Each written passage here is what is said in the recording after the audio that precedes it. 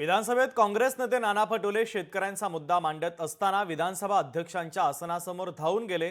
त्यामुळे दिवसभरासाठी निलंबनाची कारवाई त्यांच्यावर करण्यात आली।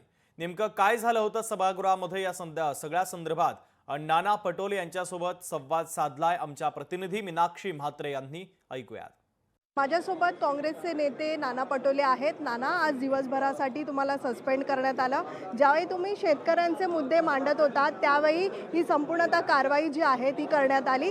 काय नेमकं त्या ठिकाणी घडलं? आज शेतकरी दिवस आहे और शेतकरी दिवस असताना शेतकऱ्यांचे विषय मांडणं या सरकारसाठी गुन्हा असेल तर मी सातत्याने ही भूमिका मांडेल। ज्या पद्धतीने यांनी शेतकऱ्यांना अपमानित करण्याचं काम हे जे सातत्याने करतात आहेत आणि ज्या पद्धतीनं शेतकऱ्यांना आत्महत्या करायला हे लोक लावतात आहेत, शेतकऱ्यांचा आवाज नेहमी मी उपस्थित करेल।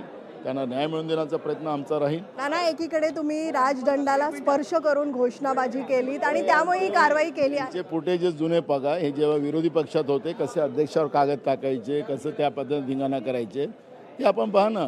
त्यामुळे मी काही चुकीचं केलं असं हे म्हणायला यांना कारण नाही। मी आता या स्पीकरच्या जागी मी राहिलो असतो तर ज्यांनी शेतकऱ्याचा अपमान केला त्याच्यावर कारवाई केली असती। ज्या मंत्र्यांनी ज्या पद्धतीने शेतकऱ्याला भिकारी म्हटलं त्याच्यावर कारवाई केली असती। आणि म्हणून मी स्पीकरच्याबद्दल काय बोलायचं त्यांच्या अधिकारात त्यांनी काय करावं तो त्यांचा भाग आहे। पण मूळ प्रश्न आहे की मी आता अध्यक्ष राहिलो असतो तर त्या आमदाराला आणि त्या मंत्र्याला सभागृहातून झाकलून लावलं असतं। पेडणेकरसह मीनाक्षी म्हात्रे, लोकशाही मराठी, मुंबई। लोकशाही मराठी ऐका, पहा, जागरूक रहा।